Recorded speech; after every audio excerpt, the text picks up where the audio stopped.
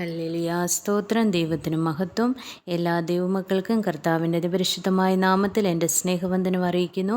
ഇന്ന് ഞാൻ വായിക്കാൻ പോകുന്നത് സങ്കീർത്തനം 86 എല്ലാവരും ശ്രദ്ധയോടെ കേൾക്കുക, അനുഗ്രഹം പ്രാപിക്കാം. യഹോവേ, ചെവി ചായ്ക്കണമേ, എനിക്ക് ഉത്തരമരുളേണമേ. ഞാൻ എളിയവനും ദരിദ്രനുമാകുന്നു, എൻ്റെ പ്രാണനെ കാക്കേണമേ. ഞാൻ നിൻ്റെ ഭക്തനാകുന്നു, എൻ്റെ ദൈവമേ, നിന്നിൽ ആശ്രയിക്കുന്ന അടിയനെ രക്ഷിക്കണമേ. കർത്താവേ, എന്നോട് കൃപയുണ്ടാകണമേ. ഇടവിടാതെ ഞാൻ നിന്നോട് നിലവിളിക്കുന്നു. അടിയൻ്റെ ഉള്ളത്തെ സന്തോഷിപ്പിക്കണമേ. യഹോവേ, നിങ്കിലേക്ക് ഞാൻ എൻ്റെ ഉള്ളമുയർത്തുന്നു. കർത്താവേ, നീ നല്ലവനും ക്ഷമിക്കുന്നവനും നിന്നോട് അപേക്ഷിക്കുന്നവരോടൊക്കെയും മഹാദയാലുവുമാകുന്നു. യഹോവേ, എൻ്റെ പ്രാർത്ഥനയെ ചെവിക്കൊള്ളണമേ.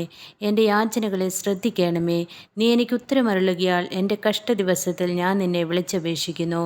കർത്താവേ, ദേവന്മാരിൽ നിനക്ക് തുല്യനായവനില്ല. നിൻ്റെ പ്രവൃത്തികൾക്ക് തുല്യമായ ഒരു പ്രവൃത്തിയുമില്ല. കർത്താവെ, നീ ഉണ്ടാക്കിയ സകല ജാതികളും തിരുമുമ്പിൽ വന്ന് നമസ്കരിക്കും. ആമേൻ, ആമേൻ.